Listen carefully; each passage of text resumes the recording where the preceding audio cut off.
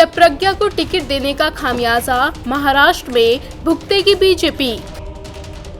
क्या प्रज्ञा सिंह की वजह से मालेगांव में बढ़ेगी बीजेपी की मुश्किलें? मध्य प्रदेश की भोपाल लोकसभा सीट बीजेपी का गढ़ मानी जाती है।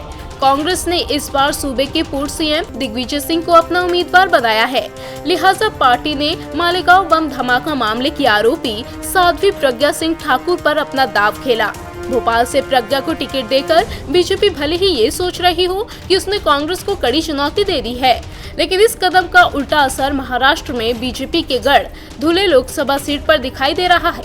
दरअसल मालेगांव बम धमाके की आरोपी साध्वी प्रज्ञा सिंह का धुले और मालेगांव इलाके में जमकर विरोध हो रहा है। यहाँ साध्वी प्रज्ञा को बीजेपी से टिकट मिलने का मुद्दा इतना बड़ा हो गया कि स्थानीय मुद्दे भी किनारे हो गए हैं। इसका असर ये है कि बीजेपी का गढ़ माने जाने वाली धुले लोकसभा सीट पर साध्वी प्रज्ञा के चलते पार्टी प्रत्याशी और मौजूदा सांसद सुभाष भामरे को कड़ी चुनौती मिल रही है। जानकारों के मुताबिक धुले और मालेगांव के मुस्लिम बहुल इलाकों के वोट अब तक बीजेपी को मिलते रहे हैं, लेकिन प्रज्ञा को टिकट दिए जाने के चलते ये वोट कांग्रेस की ओर खिसकते नजर आ रहे हैं। जानकारों की माने तो यदि साध्वी प्रज्ञा का मुद्दा यह वोटिंग तक बना रहा तो यह कांग्रेस को फायदा हो सकता है। इतना ही नहीं, साध्वी प्रज्ञा ने शहीद हेमंत करकरे को लेकर जो बयान दिए उससे लोग काफी नाराज हैं और इसका वोटिंग पर असर पड़ेगा।